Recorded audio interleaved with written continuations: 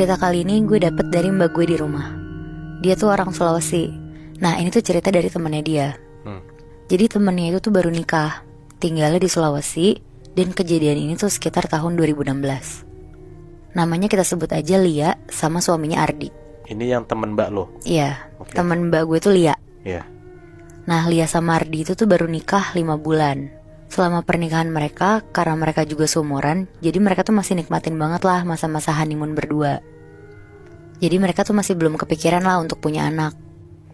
Mereka berdua itu umur 25 tahun. Sampai akhirnya di bulan ke-6 mereka nikah, Lia itu hamil, anak pertama mereka. Selama hamil Ardi tuh ngejagain Lia banget, karena yang namanya anak pertama kan, jadi semuanya serba hati-hati. Bulan kedua Lia hamil tuh bener-bener muntah setiap pagi. Ardi yang kerja setiap hari ke kantor sampai ambil cuti karena kasihan sama Lia. Pokoknya di kehamilan ini tuh Lia kondisi badannya lebih lemah. Padahal Lia tipenya juga jarang sakit. Dan sampai akhirnya mereka tuh ke dokter. Sekalian cek USG dan alhamdulillahnya kandungannya tuh sehat. Detak jantungnya juga udah mulai kedengeran Moebi.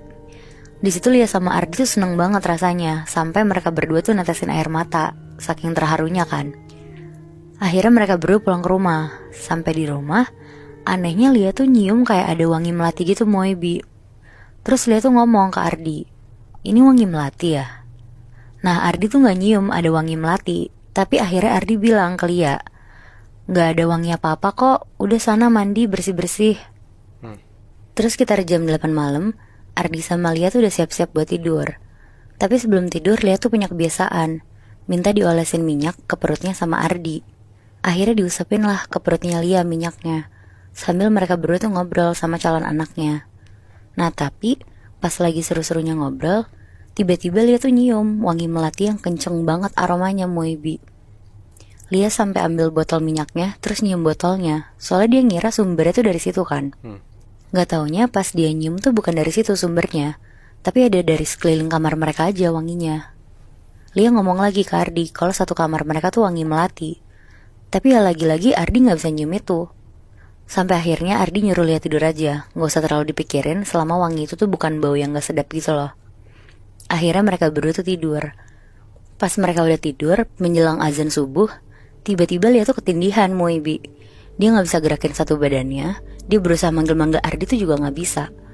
Pokoknya ketindihannya tuh sampai Lia ngedenger suara azan subuh, baru dia tuh bisa gerakin badannya. Akhirnya Lia tuh langsung ambil wudhu dan dia tuh langsung sholat subuh. Paginya sekitar jam 7, Ardi bangun. Akhirnya Lia tuh cerita ke dia kalau menjelang subuh itu tuh dia ketindihan. Lumayan lama gitulah ketindihannya. Terus Lia bilang juga ke Ardi, apa jangan-jangan ada kaitannya sama wangi melati itu ya. Tapi Ardi yang gak percaya hal-hal mistis tuh gak percaya sama Lia. Akhirnya abis selesai ngomongin itu, Lia nyiapin sarapan lah buat Ardi. Terus gak lama Ardi berangkat ke kantor. Lia yang sendirian di rumah tuh sebenarnya sempet bingung mau ngapain. Tapi akhirnya dia mutusin buat nonton TV aja sampai siang.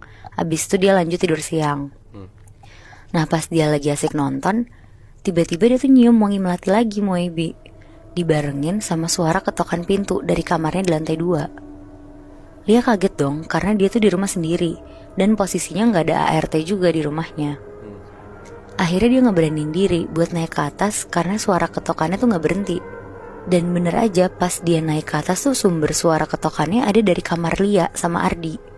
Akhirnya Lia buka pintu kamar mereka.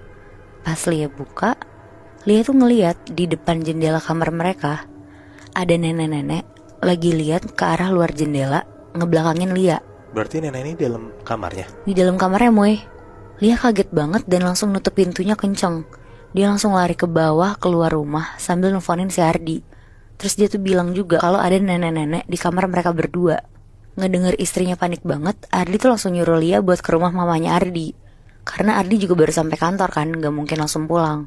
Akhirnya Lia tuh ngikutin apa kata Ardi. Pas sampai di rumah mertuanya sekitar jam 12 siang, Lia tuh langsung cerita ke mertuanya. Dari mulai wangi-wangi melati, sampai ada nenek-nenek di kamarnya dia. Mamanya Ardi tuh lumayan kaget banget dengernya. Tapi karena mamanya Ardi itu percaya sama hal-hal mistis, akhirnya Lia tuh langsung dimandiin kembang di rumah mamanya Ardi. Dibacain doa dan lain-lain. Sampai akhirnya setelah mandi kembang, Lia nungguin Ardi di rumah mertuanya sampai sore. Dan pas Ardi jemput, akhirnya Lia pulang berdua sama Ardi. Nah semenjak mandi kembang sama dibacain doa sama mertuanya itu tuh, Lia tuh gak pernah lagi nyium wangi melati sama ngeliat sosok nenek-nenek itu Moebi. Sampai akhirnya kandungannya Lia tuh udah masuk bulan ke-9.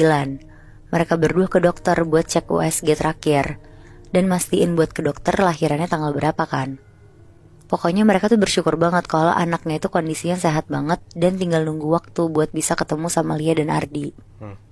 Jadi sekarang Lia tuh makin hati-hati sama kegiatannya karena udah hamil tua juga kan. Ardi pun juga udah ambil cuti di kantor karena bener-bener tinggal nunggu Lia kontraksi dan pembukaan doang. Sampai akhirnya sekitar jam 7 malam pas mereka berdua lagi makan malam, Lia tuh mulai kontraksi. Tiba-tiba perutnya tuh sakit banget, tapi tuh masih bisa ditahan sama dia loh, belum yang terlalu parah yang harus ke rumah sakit. Akhirnya Lia tuh disuruh Ardi tidur duluan. Naiklah Lia ke kamar. Ardi beresin bekas makan mereka berdua. Terus pas Lia lagi naik tangga, lagi-lagi Moebi, Lia tuh nyium wangi melati lagi. Semenjak sekian lama tuh. Iya, sekian lama. Di situ Lia merinding banget, tapi karena dia lagi sakit perut banget, akhirnya dia tuh nggak peduliin itu dan langsung masuk ke kamarnya. Pas masuk kamar juga wanginya tuh makin kecium lagi. Akhirnya Lia langsung tiduran lah di kasur dan langsung merem lah pokoknya. Gak lama Lia ketiduran, pas lagi tidur Lia tuh mimpi Moebi. Dia mimpi kalau perutnya dia tuh diusap-usap pakai minyak. Nah karena tadi Lia tidur duluan, jadi sambil merem Lia tuh mikir kalau ini tuh Ardi yang lagi ngusapin perutnya, kayak biasanya lah. Ini di mimpi kan? Ini mimpi. Tapi anehnya, lama-lama perutnya yang diusap-usap ini tuh kayak ditekan-tekan gitu loh Moebi. Makin lama makin kasar gitu ngusapnya. Akhirnya Lia berusaha lah buka mata di mimpi itu. Dan pas dia lihat, ternyata yang ngusapin perutnya tuh bukan Ardi, tapi nenek-nenek yang dia lihat waktu itu di kamarnya. Wow. Ngelihat itu Lia tuh ketakutan banget dan langsung nangis-nangis di mimpinya dia. Besokannya sekitar jam 7 pagi pas Lia bangun, Lia kaget banget Moebi.